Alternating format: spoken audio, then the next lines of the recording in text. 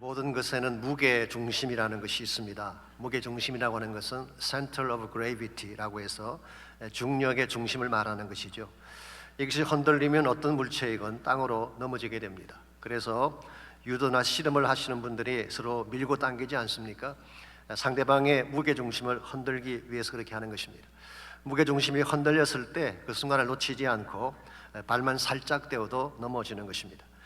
바다를 항해하는 큰 선박 같은 경우도 배 밑이나 좌우에 평형수라는 것이 있습니다. 발라스트 와러라고 해서 배 균형을 유지하기 위해서 바닷물을 넣는 장치를 말합니다. 이것이 무게 중심을 잡아주기 때문에 큰 파도나 풍랑이 몰려와도 배가 뒤집어지지 않는 것입니다. 우리 인생에도 중심을 잡아주는 구심점이 필요합니다. 이것이 없으면 조그만 파도가 와도 넘어지게 되고 작은 위기 앞에서도 마음이 흔들려서 갈팡질팡하게 되는 것입니다. 근데 만일 삶의 중심을 잡아주는 구심점만 분명하다면 심지어 힘든 상황 가운데 처한다고 할지라도 다시 전열을 가다듬어서 승리를 향해 나아갈 수가 있습니다. 혹시 지난 금요일 아침 월드컵 축구를 보셨나요? 묻는 제가 어리석은가요? 다 보셨을 것입니다. 한국 축구가 포르투갈을 2대1로 꺾고 월드컵 16강에 진출했습니다. 사실 대다수의 전문가들이 한국이 탈락할 것이라고 전망을 했습니다. ESPN 같은 곳에서도 Korea faces elimination, 한국은 곧 제거될 것이다 라고 하는 자막이 있던 걸 제가 보았어요. 그랬는데 보란듯이 최강의 라인업을 자랑하는 포르투갈을 꺾고 16강에 진출했습니다. 승리의 원인이 뭘까요? 물론 모든 선수들이 열심히 뛰고 감독이 잘한 결과라고 생각합니다마는 영국의 BBC 방송은 가장 중요한 원인으로 팀을 이끌었던 두 사람을 꼽았습니다. 한 사람은 손흥민이고 또 한 사람은 이강인이었습니다. 손흥민이 공격을 이끄는 핵심이라면 이강인은 슈팅 찬스를 만들어내는 핵심이기 때문이라고 설명했습니다. 특별히 이강인의 역할은 대단히 중요했습니다. 가나전에서도 이강인의 그 택배 패스라 그러죠. 정확하게 패스를 하는 바람에 분위기를 확 바꿔놓지 않았습니까? 포르투갈전에서도 0대1로 끌려갈 때에 이강인의 왼발 코너킥이 호날두의 등을 맞은 탓에 김영권 선수가 동점골을 넣을 수 있었습니다. 그래서 호날두가 온몸을 던져 한국팀을 도왔다고 하는 이런 말까지 나오게 됐습니다. 이것이 계기가 되어서 종료 직전에 결승골을 넣고 결국 역전승을 거두었습니다. 여러분, 이와 같이 어떤 팀이건 팀의 중심에 누가 뛰느냐에 따라서 승패가 결정되는 것입니다. 우리 인생도 마찬가지입니다.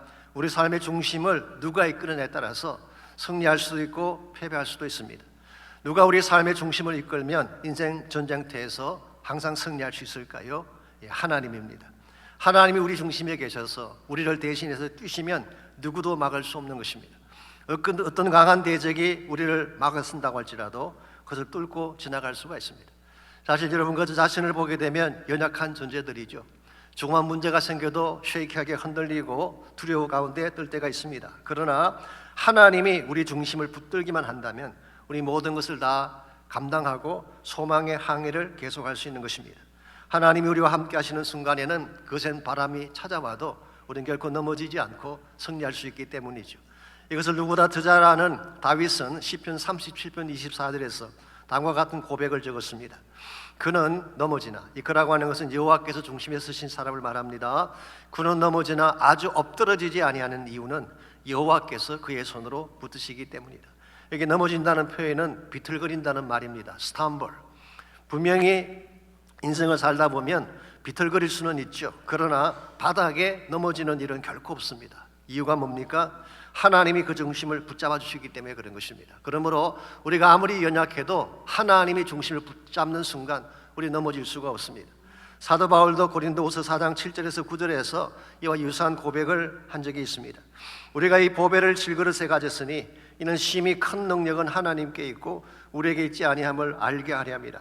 우리가 사방으로 우겨삼을 당하여도 쌓이지 아니하며 답답한 일을 당하여도 낙심하지 아니하며 박해를 받아도 버림받지 아니하며 극구러뜨림을 당하여도 망하지 아니하고 그랬어요. 특별히 극구러뜨림을 당하여도 망하지 아니한다, 이 부분을 윌리엄 바클리는 이렇게 번역을 해놓았습니다. We may knock down, but not knocked out. knocked out을 줄여서 KO라 그러죠. 이 권투 용어이긴 합니다만은 우리가 상대방에게 한 방을 맞고 다운될지는 모르지만 KO, 패로 지진 않는다 그런 뜻이에요. 이유가 무엇입니까?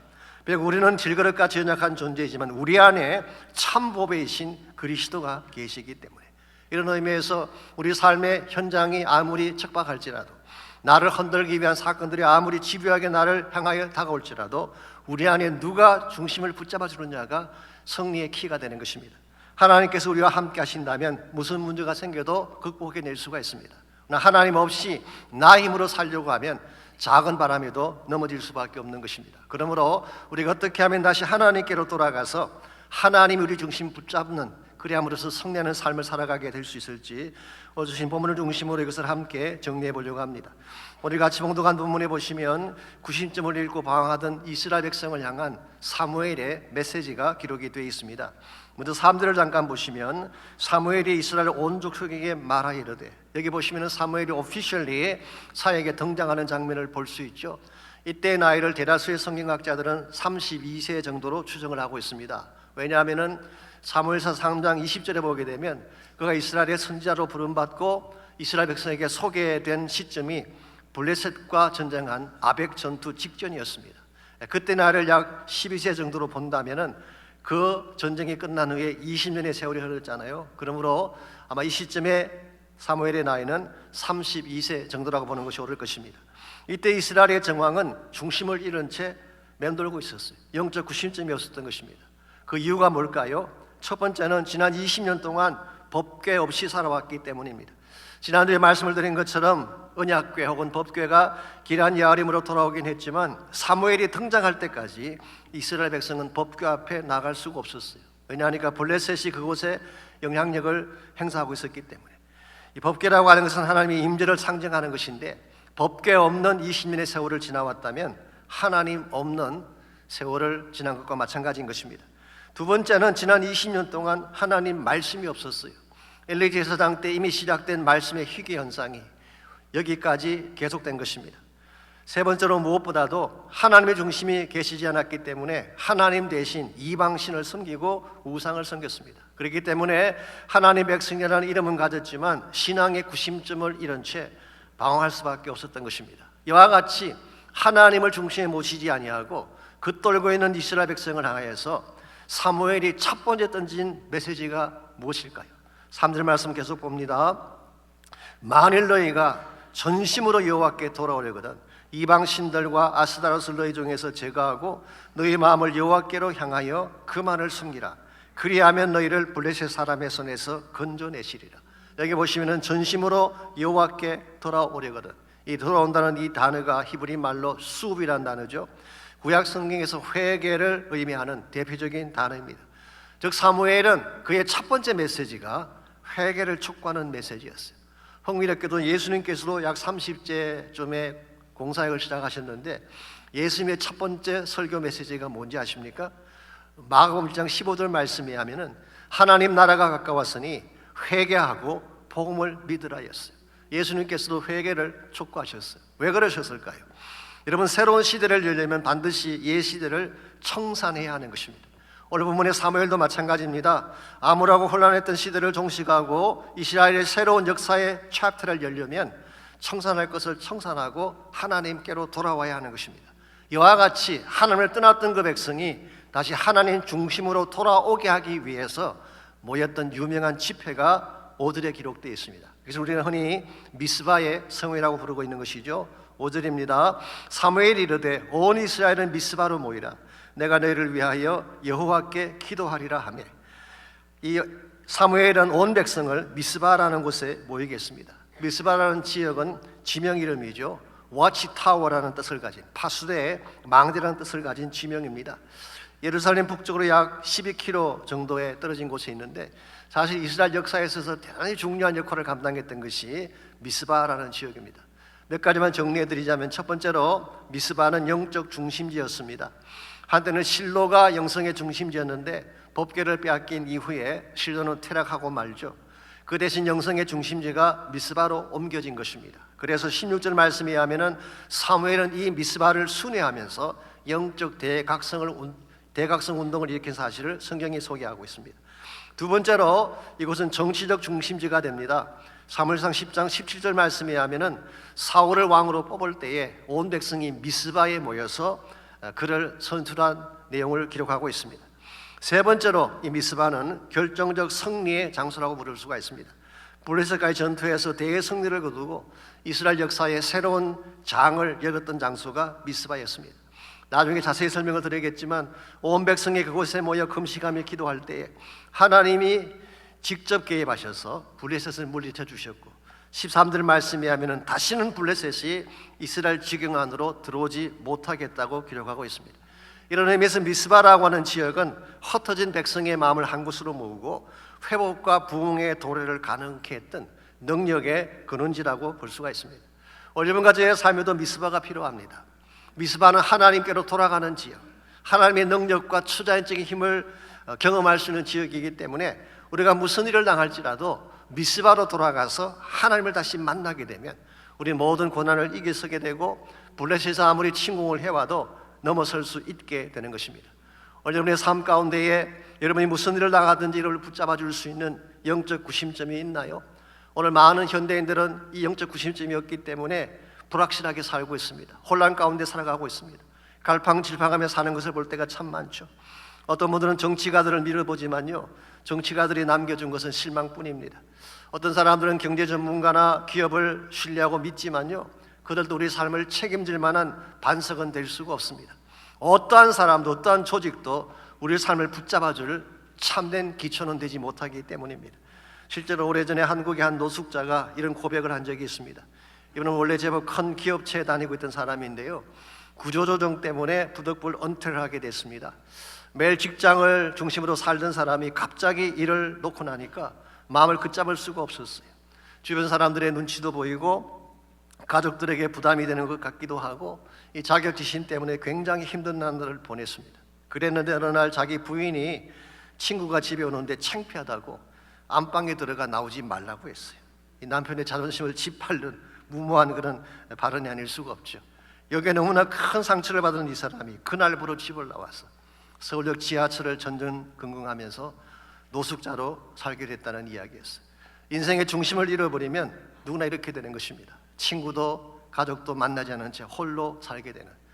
근데 참 다행스럽게도 노숙자를 섬기려 왔던 어떤 목사님을 통해서 하나님을 만나게 되면서 다시 제2의 인생을 살게 되었다고 합니다마는, 여러분과 제가 붙들 수 있는 참된 소망은 기업체도 아니고 사람도 아닙니다. 오직 한 분 하나님밖에 없습니다. 그러므로 혼미한 시대 가운데서 우리를 공격하는 수많은 요소들 가운데서도 흔들림 없이 바르게 인생 항해를 전진해 가기를 원한다면 우리를 붙잡아줄 무게중심, 하나님이 필요한 것입니다. 여러분의 삶의 중심에 하나님이 계시는지요? 하나님의 보좌가 여러분 심령 가운데 있어서 무슨 일을 당하든지 보좌 앞으로 나가기만 하면 하나님 만날 수 있고 기도를 응답받을 수 있는 보좌가 여러분 심령 속에 있는지, 만약 그와 같은 보좌가 없다면 지금이라도 여러분이 가진 모든 것들을 내려놓고 하나님께로 돌아가셔야 돼요. 하나님 내 삶의 중심을 붙잡도록 하나님의 로드십을 인정해 드려야 됩니다. 그때 우리 삶이 회복이 가능해지고 흔들리지 않고 바르게 살 수가 있는 것입니다. 그러므로 우리가 어떻게 하면 다시 우리 삶의 중심을 하나님께로 돌리고 그분 안에서 참된 영광과 능력을 향해 살아갈 수 있을지, 오늘 본문에 소개된 미스바의 성회를 통해서 하나님 중심으로 돌아가는 몇 가지 비결을 함께 정리해 보려고 합니다. 첫 번째는 우리 삶이 하나님 중심으로 돌아가려면 마음의 청산이 필요합니다. 과거의 죄악과 더러운 것을 다 청산하고 새 마음이 되어야지 하나님께로 돌아갈 수 있다, 그런 뜻입니다. 6절을 보시기 바랍니다. 이스라엘 백성이 미스바에 모였을 때 첫 번째로 한 일이 무엇인지가 6절에 나와 있습니다. 그들이 미스바에 모여 물을 길어 여호와 앞에 붓고 그날 종일 금식하고 거기에서 이르되 우리가 여호와께 범죄하였나이다 하니라. 사무엘이 미스바에서 이스라엘 자손을 다스립니다. 물을 길어서 여호와 앞에 부었다고 했습니다. 이게 붓는다는 말은 쏟아낸다, 그런 뜻입니다. 대다수 영어 성경은 pour it out이라고 번역을 했어요. 이것은 상징적이긴 하지만 마음속에는 모든 더러운 것들을 쏟아내는 것을 말하는 것입니다. 그래서 그들은 마음에 있는 모든 것들을 쏟아내기 위해 종일 금식을 하고 자백하기를 우리가 여호와께 범죄하였나이다. 이 금식했다는 말은 철저하게 결단했다는 뜻입니다. 그러므로 그들은 대충 적당하게 회개한 것이 아니라 철저하게 마음속에 있는 죄악들을 토해낸 것입니다. 아마도 그들 마음속에 있던 바알 숭배를 토해냈을 가능성이 있습니다. Maybe 3절 4절에 소개된 것처럼 그들이 사랑했던 아스드롯을 토해내며 회개했을 가능성이 있습니다. 아스드롯이라는 이 우상은 아세라의 딸로서 바알의 아내입니다. 예레미야서에서는 아스다롯을 하늘의 여왕이라고 표현했습니다마는 일반적으로 미의 여신, 풍요의 여신으로 부르고 있죠. 이 아스드롯 우상 앞에 그들은 분향을 하고 그 앞에서 춤을 춘 것입니다. 이와 같은 행위는 하나님 앞에 가정된 행동이죠. 이것을 토해내지 아니하고 어떻게 하나님께로 돌아갈 수가 있겠습니까? 그러므로 오늘 사무엘서는 너희들 마음속에 있는 이 모든 죄악들을 토해내고 다시 하나님 보좌를 세워야만 하나님께로 돌아갈 수 있음을 설명하고 있습니다. 여러분과 제 마음속에도 죄가 있습니다. 상처가 있고 선뿌리들이 있죠. 이걸 토해내지 않고 그냥 두면 어떤 현상이 일어나는지 아십니까? 우리의 전 인격이 다 무너지게 되고 이 입은 삶 전체가 무너질 가능성이 있습니다. 시편 32편 3절을 보시게 되면 다윗이 한 유명한 고백이 나옵니다. 아무도 이 시편을 기록한 배경이 우리 아내 바세바를 범한 후에 죄책감 속에 시달릴 때 기록한 말씀으로 알려져 있죠. 이렇게 고백했습니다. 내가 톳을 치 아니할 때에, 우리 개역 한글에서는 입을 열지 아니할 때에 종일 신음함으로 내 뼈가 쇠했다고 했어요. 내 마음속에 있는 것을 토해내지 아니했을 때, 죄나 선뿌리가 그대로 내 마음속에 남아있을 때에 이것이 나의 영을 죽이고 혼을 상하게 해서 입은 육체까지도 무너지게 했다는 것입니다. 그러므로 우리 안에 있는 죄악들, 엉거리진 것들 그냥 품고 살면 안 돼요. 토해내야 합니다. 처리해야 됩니다. 그래야 우리가 진정으로 하나님께로 돌아갈 수 있는 것입니다. 어떻게 할 때 우리 안에 있는 이 모든 죄악 덩어리들과 이와 같은 상처의 덩어리들을 다 청산해낼 수 있을까요? 첫째는 십자가 앞에 나가서 자백을 하면 됩니다. 우리가 어떠한 죄를 지었을지라도 요한일서 1장 9절에 약속된 것처럼 우리가 만일 우리 죄를 자백하면 저는 믿보시고 이루셔서 우리 죄를 사하시며 우리를 모든 불의 가운데서 깨끗하게 하신다고 하셨어요. 우리가 자백하면 예수님의 보혈로 씻겨주시는 것입니다. 그런데 어떤 죄는 자백을 해도 잘 안 되는 경우가 있습니다. 우리가 소위 말하는 견고한 진이죠. 스트롱홀드라고 해서 사람들마다 케이스는 다르지만 자기의 능력으로 끊어지지 않는 죄의 사슬이 있어요. 사도 바울이 로마서 7장에서 소개한 것처럼 옛자의 힘이 너무 스트롱해서 죄의 법에 사로잡혀 사는 경우가 있죠. 이와 같은 때는 어떻게 해야 될까요? 그때는 나의 의지만으로 되지 않습니다. 성령의 능력이 필요해요.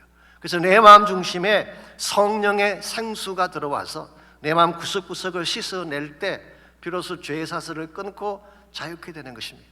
실제로 오늘 본문의 말씀과 연결해서 요한복음 7장을 읽어보게 되면 이런 말씀이 나옵니다. 요한복음 7장 37절 38절입니다.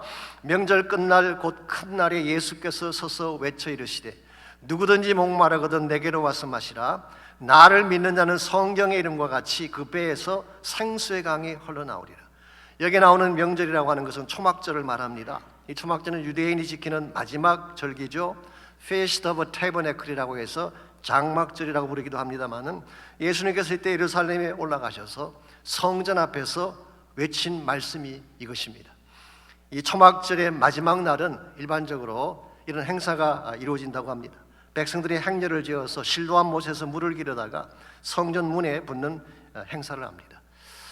예수님께서 아마 그와 같은 행위를 보면서 성전 앞에 서셔서 이렇게 말씀하신 것 같아요. 너희들이 아무리 실로암에서 길러온 물을 가지고 성전 문에 부어도 죄가 씻겨지지 않는다. 진정한 차원의 죄 씻음 받기를 원하고 회복을 원한다면 나에게로 오라는 것입니다. 내가 주는 물을 마시라는 것입니다. 그리고 말씀하기를 나를 믿는 자에게는 배에서 생수의 강이 흘러나오게 하리라. 주님 말씀하신 그 생수의 강이 뭘까요? 그 다음 절인 39절을 보시면은 장차 오실 성령을 의미한다고 했어요. 그러므로 우리 마음이 진정한 의미에서 깊은 부분까지 나의 모든 찌꺼기들을 다 깨끗하게 씻기를 원한다면 성령의 생수를 받아야 돼요. 그래야지 우리 마음속에 모든 체인이 끊어지게 되고 진정한 회복과 부흥을 이루게 되는 것입니다. 사실 오늘날 우리 모두가 부흥을 열망하고 있지 않습니까? 많은 교회들이 팬데믹 이전으로 돌아가기를 열망하는 마음으로 준비들을 하고 있습니다. 그럼에도 불구하고 부흥을 체험하지 못하는 이유가 뭘까요? 여러 가지 많은 이유가 있을 것입니다. 여러 가지 많은 요소가 있으리라고 생각합니다만은 그러나 가장 중요한 요인은 회개가 선행되지 않았기 때문에 그럴 가능성이 많습니다. 이러면 기독 역사를 보십시오. 어떠한 부흥운동도 회개 없이 일어난 적이 없어요. 예를 들어서 영국의 웨일즈 지방에 일어났던 유명한 부흥운동이 있죠. 1904년도에 일어난 운동인데요, 그 운동은 이반 라벌츠라고 하는 무명의 청년이 회개함으로 시작된 운동입니다. 그 당시 영국은 침체기에 빠져 있었습니다. 죄악이 관영하고 사람들은 술집과 도박장을 가득 채우고 있었어요. 그때 광부의 아들로 태어난 이반 라벌츠가 10년 동안 하나님 앞에 부흥을 열망하며 기도했습니다. 그가 하나님께 드린 기도는 딱 한 가지였어요. Bend me, 나를 꺾어주십시오. 회개 기도를 드린 것입니다. 이와 같이 10년을 기도한 후에 어느 날 라벌츠가 본인이 다니는 모리아 교회 담임 목사님께 부탁합니다. 예배 끝난 후에 저에게 잠깐만 말씀 전할 기회를 주십시오. 그때 데니엘 존스라는 그 목사님이 광고를 했어요. 여러분 가운데 시간이 허락되는 사람들은 남으십시오. 그랬더니 대다수의 성도들은 다 떠나가고 딱 17명이 남았어요. 그때 라버츠는 17명을 앞에 놓고 하나님의 말씀을 선포했고 그 자리에서 성령이 임하면서 회개운동이 일어난 것입니다. 이게 우리가 알고 있는 웨일즈 부흥운동의 시작입니다. 이 부흥의 불길이 순식간에 웨일즈 온 지역으로 번져갔고 첫 집회 후에 30일 만에 3만 7천 명이 주께로 돌아와 회개했어요. 5개월 만에 웨일즈 전역에서 10만 명이 예수 앞으로 돌아와 자복하는 역사가 일어났습니다. 이렇게 되니까요, 광부들이 훔쳐온 연장을 돌려주기도 하고 함부로 다루었던 당나귀를 껴안고 사과하는 그런 일까지 일어났다고 합니다. 술집과 당구장이 텅텅 비고 형무소 죄수들까지 주께로 돌아오는 엄청난 역사가 일어났어요. 이와 같은 부흥이 어디서 시작된 것이라고요? 회개로부터 시작된 것입니다. 우리 이와 같은 것이 오늘 본문이 말하는 미스바 성회의 핵심입니다. 저는 오늘날도 미스바의 영적 각성이 필요하다고 생각합니다. 대다수의 교회들과 많은 사람들이 침체 가운데 있기 때문에 단순히 컴퓨터에 앉아서 몇 가지 프로그램을 운영하는 것만으로 절대 충분하지 않습니다. 하나님의 백성이 보좌 앞에 모여야 됩니다. 죄를 토해내며 내 마음을 청산하는 레디컬한 운동이 일어나야지 개인도 살아날 수가 있고 교회도 제 위치를 찾을 수 있는 거예요. 그러므로 우리가 하나님께 돌아가기 위해서는 제일 첫 번째로 해야 될 것이 내 마음 속에 있는 죄악을 청산하고 새로운 마음을 갖는 것입니다. 이와 같이 새 마음을 가진 후에 두 번째로 해야 될 일이 뭘까요? 불타는 기도를 드려야 됩니다. 저 기도의 번제단을 쌓아서 하나님께 나아갈 때에 하나님께서 우리 삶을 회복시켜 주신다, 그런 뜻입니다. 7절 말씀 보시게 되면 미스바에 이스라엘 백성이 모였다는 소식을 듣고 블레셋 사람들이 가만히 있을 리가 없습니다. 방백들이 군대를 이끌고 이스라엘을 치러 올라온 것입니다. 그때에 이스라엘 백성이 사무엘에게 무엇을 요청했나요? 8절을 보십시오. 이스라엘 자손이 사무엘에게 이르되 당신은 우리를 위하여 우리 하나님 여호와께 쉬지 말고 부르짖어 우리를 블레셋 사람들의 손에서 구원하시게 하소서. 여기에 부르짖는다는 단어가 나오죠. 이 단어가 유명한 자크라는 단어입니다. 이것은 하나님께 SOS를 친다는 뜻입니다. 하나님, 지금 우리가 위기에 빠졌습니다. 우리 힘으로는 이길 수가 없습니다. 하나님 개입하셔서 도와주십시오. 하나님께 SOS를 청하는 것, 이걸 쉬지 말고 해달라는 거예요. 그때 사무엘이 이 요청을 받은 후에 9절을 보시면은 어떤 일을 했을까요? 9절입니다. 사무엘이 젖 먹는 어린 양 하나를 가져다가, 이 어린 양은 수컷입니다. 숫양입니다. 그것도 스팟리스한 램, 아무런 흠집이 없는 어린 양 하나를 가져다가 온전한 번제를 여호와께 드리고 이스라엘을 위하여 여호와께 부르짖음에 여호와께서 응답하셨더라. 여기 보게 되면 온전한 번제를 드렸다고 했죠. Whole burnt offering, 이것은 통째로 드리는 번제를 말하는 것입니다. 레위기에 보시게 되면 이스라엘 5대 제사가 나옵니다. 그 중에 제일 첫 번째 제사가 번제예요. 이 번제라고 하는 것은 primarily 속죄를 위한 제사입니다. 레위기 1장 4절에도 그 내용이 나와 있고 16장 24절에도 그것이 나와 있습니다. 제가 참고로 조금 더 소개해드리자면요, 5대 제사 중에 속죄제라는 것이 있습니다. 이것도 속죄를 위한 제사이긴 한데요, 이 속죄제라고 하는 것은 부지 중에 지은 죄를 속할 때 드리는 제사예요. 근데 번제는 그런 케이스가 아니라 알고 지은 죄든 모르고 지은 죄든 우리의 모든 죄를 속하려고 할 때는 번제를 드려야 됩니다. 그래서 오래전에 우리 성막 강의실도 목사님이 이렇게 예를 들어 설명하는 걸 들은 적이 있습니다. 이분이 한 번은 부흥회를 인도로 가시는데요, 그날 처음 교회에 나오신 통 큰 여자 한 분이 맥주 한 박스를 보내오셨어요. 말씀하시느라고 힘드실 텐데 목이라도 축이심히 하시라고. 이런 경우는 속죄제를 드리는 것입니다. 모르고 한 것이니까. 근데 만일 동일한 행동을 교회에 중직이 했다면 그때는 번제에 해당하는 것입니다. 이해가 되시나요? anyway, 오늘 본문에서 번제라고 하는 것은 어린 양을 완전히 태워서 온 이스라엘을 속죄하기 위해 드리는 제사를 말하는 것입니다. 여기 나오는 어린 양의 번제는 짐작하시는 대로 장차 오실 하나님의 어린 양인 예수 그리스도의 속죄 제사를 상징한다고 볼 수가 있죠. 이런 의미에서 오늘 본문에 나오는 사무엘의 기도를 정리해 보면 두 가지 특징이 있습니다. 첫째는 unceasing prayer, 쉬지 않고 기도한 거예요. 하나님 앞에 쉬지 않고 부르짖는 것. 두 번째는 costly prayer입니다. 어린 양의 핏값으로 드려지는 번제단의 기도를 의미하는 것입니다. 이 번제단에는 4개의 뿔이 있습니다. 혼이 있죠.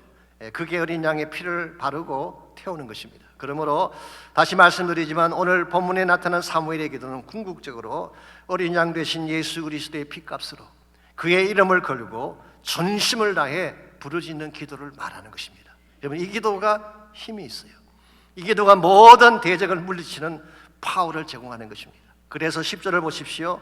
사무엘이 번제를 드릴 때에 블레셋 사람이 이스라엘과 싸우려고 가까이 오매 그날에 여호와께서 블레셋 사람에게 큰 우레를 발하여 그들을 어지럽게 하시니 그들이 이스라엘 앞에 패한지라 그랬어요. 여기서 번제를 드릴 때 The Living Bible은 이렇게 번역해요. Just as Samuel was sacrificing burnt offering. 사무엘이 번제를 드리는 바로 그 순간, maybe 번제를 다 끝내기도 전에 하나님이 개입하셨다는 거예요. 하나님이 개입하시니까 어떤 일이 벌어졌나요? 큰 우레가 바라면서 블레셋 사람들이 혼비박산에서 도망치고 패배하게 된 것입니다. 여러분, 이것이 엘리 제사장 이후에 20년 만에 이스라엘이 블레셋을 이긴 첫 번째 케이스입니다. 어떻게 번번이 지금만 하던 백성이처럼 놀라운 승리를 할 수 있었을까요? 군대를 보강했기 때문일까요? 아니면 기상천외한 전략을 구사했기 때문일까요? 아닙니다. 번제단에서 부르짖었을 때 하나님이 개입하셨기 때문이에요. 사랑하는 성도 여러분, 진정한 승리는 번제단에서 일어나는 줄 믿습니다. 그것도 기도하는 번제단에서 하나님의 기적이 일어나는 것입니다. 그러므로 여러분과 제가 무슨 일을 당하든지 어떤 위기에 처하든지 누구도 나를 도울 자가 없는 최악의 상황에 처한다고 할지라도 피 묻은 번제단으로 나가서 예수를 붙잡고 기도하시기 바랍니다. 그때 하나님이 우리를 살리시고 치료하시고 기적 가운데 가도록 도와주시는 거예요. 혹시 기억하실지 모르지만 지난 2019년 중보기도 축제를 할 때에 급하게 연락이 왔습니다. 중국에서 사역하시는 S 선교사님에게서 온 연락이 있어요. 이번에 중국 영길 과기대에 들어가셔서 강의를 마치고 8월 8일 출국하시는 날인데 그날 쓰러지셨어요. 그리고 48시간을 혼수 상태로 ICU에 들어가셔서 혼수 상태로 계셨습니다. 아마도 인펙션이 일어나서 간과 키드니 온몸이 다 퍼졌던 것 같습니다. 그곳 현지 병원에서는 치료가 불가능하고 서울로 옮겨야만 살 수가 있습니다. 근데 한 가지 문제가 생겼어요. 몸의 혈소판이 정상이 200에서 300까지가 정상인데요, 4밖에 안 되는 것입니다. 최소한 50은 돼야지 옮길 수가 있는데 4밖에 안 됐어요. 그때 현재 들어갔던 세 자녀가 저에게 보내온 소식을 제가 보니까 그들이 ICU에 들어갔을 때에 선교사님이 손발이 차갑게 되고 모든 것이 다 경직되어지고 온몸 온장에 이 인펙션이 퍼져서 거의 불가능한 상태처럼 보였다고 합니다. 이 ICU 병원의 그 긴급치료실이죠. 그 안에 곳곳에 악한 영의 역사가 보였다. There was a spiritual warfare. 엄청난 영적 전쟁이 일어나고 있었어요. Darkness is everywhere. 곳곳에 어둠의 권세가 있고 이 악한 영이 그 생명을 빼앗아 가려고 하는 장면이 눈에 보였대요. 이와 같은 상태에서 할 수 있는 일이 뭘까요? 의사도 보낼 수가 없고 한국으로 옮길 수도 없고 우리가 손쓸 수 있는 것이 아무것도 없을 때 우리가 할 수 있는 유일한 방법이 뭘까요? 기도하는 것입니다. 그래서 저희 교회에서 마침 그때가 중국기도 축제 기간이었기 때문에 전 성도가 기도했어요. 저희 스태프들이 함께 기도했습니다. 수요 저녁에도 기도하고 금요일도 기도하고 새벽 기도도 기도했어요. 보스턴 지역에서도 수많은 사람들이 기도하기 시작하셨어요. 그 결과 혈소판 수치가 4에서 12로 변하고 12에서 70으로 변하더니 나중에 87까지 올라가게 됐어요. 그래서 일반 병실로 옮기게 되고 한국으로 우송을 하시게 되고 결국 깨끗하게 완치가 되셨어요. 아시겠지만 지금도 이분이 중국의 제자들을 도우면서 선교하러 다니고 계시잖아요. 여러분, 이것이 기도의 파워입니다. 여러분 가운데도 maybe 질병의 고통이나 중병의 위기에 처한 분이 계실지 모르겠어요. 두려워하지 마십시오. 번제를 드리며 기도하는 순간 블레셋은 떠나갈 줄 믿습니다. 이게 기도의 파워예요. 세상 힘 믿으면 안 됩니다. 나의 능력 의지해도 안 됩니다. 기도가 나의 삶을 붙잡는 중심이에요. 기도하기 위해 주의 보좌 앞으로 나가게 되면 하나님이 일하기 시작합니다. 기도하면 모든 것이 살아나는 것입니다. 기도하면 가정이 살아나고, 기도하면 자녀가 살아나고, 기도하면 무너진 사업터가 살아나는 것입니다. 무엇보다 기도하게 되면 교회가 살아나게 되고 부흥의 새바람이 불어오는 것입니다. 그러므로 사랑하는 성도 여러분, 아무리 블레셋이 우리를 침공해도 두려워하지 말고 기도의 제단 앞에 나가시기 바랍니다. 기도함으로 승리하신 여러분들가 되시기를 주의 이름으로 축원합니다. 이와 같이 여러분과 제가 하나님 중심으로 돌아가려면 1차적으로는 내 마음속에 있는 죄악들을 청산해야 돼요. 깨끗한 마음이 되어야 됩니다. 두 번째는 주의 번제단 앞에 나아가서 보좌를 붙잡고 기도하는 기도가 필요해요. 그때 하나님이 기적적인 역사를 행해 주시는 것입니다. 이와 같이 마음을 청결케 하고 기도 기적을 맛본 후에는 무엇을 해야 될까요? 우리가 해야 될 또 하나의 중요한 과제가 있습니다. 그것은 하나님의 은혜를 잊지 않고 그 은혜 속에 사는 것입니다. 그러려면 은혜의 표징을 세우는 것이 필요합니다. 하나님께서 나를 이렇게 축복하셨다는, 잊을래야 잊을 수 없는 징표를 세워야지 우리가 하나님 은혜를 떠나지 않고 바르게 살아갈 수가 있습니다. 그래서 12절 말씀 보십시오. 이스라엘 백성이 큰 승리를 거둔 후에 사무엘이 무엇을 했나요? 미스바와 센 사이에 돌비를 세웠어요. 그리고 그 이름을 에벤에셀이라고 불렀습니다. 에벤에셀이라는 이름 뜻은 하나님이 여기까지 도우셨다, 혹은 The Stone of Help, 도움의 돌이다, 그런 의미를 가지고 있죠. 한 가지 흥미로운 사실은 4장 1절에 보면은 에벤에셀이라는 지명이 나옵니다. 근데 그 에벤에셀은 이스라엘 백성이 블레셋과 전투하다가 패배한 곳이에요. 오늘 본문의 에벤에셀과는 다른 지역입니다. 그 지역은 블레셋 국경 인근인 아벡에 있는 그런 에벤에셀이죠. 그 에벤에셀은 실패의 장소였습니다. 하나님을 경외하지 않고 자기들 마음대로 싸우다가 패배하고 수치를 당한 장소였죠. 그랬는데 하나님은 또 다른 에벤에셀을 준비하셨어요. 그것은 승리의 징표요, 하나님이 우리를 중심에서 우리를 도왔다고 하는 은혜의 징표였습니다. 그래서 사무엘은 이와 같이 하나님의 행적을 잊어버리지 않게 하기 위해서 에벤에셀의 돌비를 세우게 한 것입니다. 그러므로 에벤에셀이라는 이 돌비는 A reminder of God's grace, 하나님의 은혜를 기억나게 하는 돌비라고 할 수가 있습니다. 나의 힘으로 승리한 것이 아니라 하나님의 은혜로 승리했음을 잊지 않게 하기 위해, 이게 바로 에벤에셀의 돌비예요. 솔직히 우리 인간에게는 망각 증세가 있죠. 나이가 들면 이게 더 심해진다고 합니다. 깜빡깜빡해요. 솔직히 저도 가끔 그럴 때가 있습니다. 그래서 혹시 갑자기 여러분 성함 잊어버리더라도 이해해 주시기 바랍니다. 나이 탓이니까 어떡하겠어요. 육신적인 망각은 그대로 봐줄만 합니다. 근데 진짜 무서운 게 뭔지 아십니까? 영적인 망각 증세예요. 하나님의 은혜를 잊어버리는 증세. 사실은 이스라엘 백성이 이 망각 증세에 빠졌잖아요. 방금 하나님의 역사를 보고도 또 잊어버려요. 그리고는 하나님을 떠나서 불순종하고 자기 마음대로 살려고 했던 이스라엘 백성. 오늘 본문의 말씀에서 사무엘은 이 역사를 너무나 잘 알기 때문에 다시는 잊어버리지 않게 하기 위해, 그들 마음속에 깊이 새겨주기 위해 에벤에셀의 돌비를 세우게 한 것입니다. 여러분과 저의 삶에도 이와 같은 은혜의 징표가 필요합니다. 그래야지 하나님을 떠나지 않고 언제나 하나님의 은혜를 기억하며 바른 삶을 살 수가 있는 것입니다. 우리가 인생을 살아가는 과정에서 어디를 가든지 무엇을 행하든지 항상 잊지 아니하고 바라보아야 될 이 은혜의 궁극적인 징표가 무엇일까요? 저는 그것이 바로 십자가라고 생각합니다. 십자가는 하나님이 얼마나 우리를 사랑하셨는가를 보여주는 징표. The cross is a reminder how much He loved us. 하나님이 얼마나 우리를 사랑하시는가를 보여주는 징표예요. 두 번째는 하나님께서 함께하면 얼마나 우리 삶이 파워풀해지는지를 깨닫게 하시는 징표예요. A reminder how much we are powerful when God is with us. 하나님 우리와 함께 하시게 되면 얼마나 우리 인생이 파워풀하게 되는가를 리마인드 시켜주는 징표예요. 그러므로 올여러분과 제 삶 가운데에 이 십자가라는 징표만 분명하다면 어떤 사건이 일어나도 어떤 문제가 생겨도 우리는 그것을 넘어설 수가 있고 하나님이 기뻐하시는 영광을 향해 나아갈 수가 있습니다. 혹시 여러분 가운데 아직도 인생의 닻을 내리지 못한 채 표류한 채 사는 분이 계십니까? 이곳저곳을 기웃거리면서 삶의 중심을 잡지 못한 채 혼란 가운데 사는 분이 혹시 계신다면 오늘 아침 여러분을 정말 사랑하시고 여러분의 모든 문제에 응답하셔서 반드시 기적을 주실 하나님께로 나오시기 바랍니다. 그리고 은혜의 보좌를 붙잡고 기도하시기 바랍니다. 우리 마음속에 어리진 것들, 우리 마음속에 있는 고통을 털어놓을 수 있는 유일한 장소는 은혜의 보좌 앞이에요.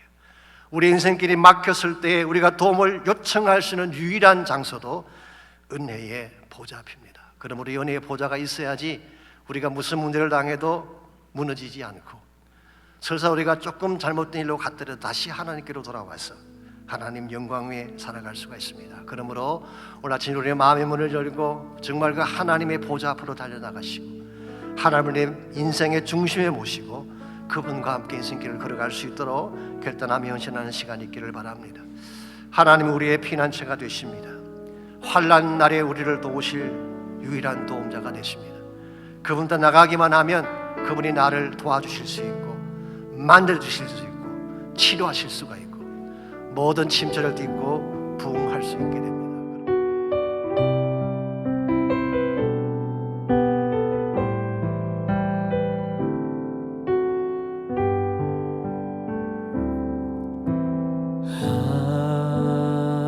하나님은 우리의 피난처가 되시며 환난 중에 우리의 힘과 도움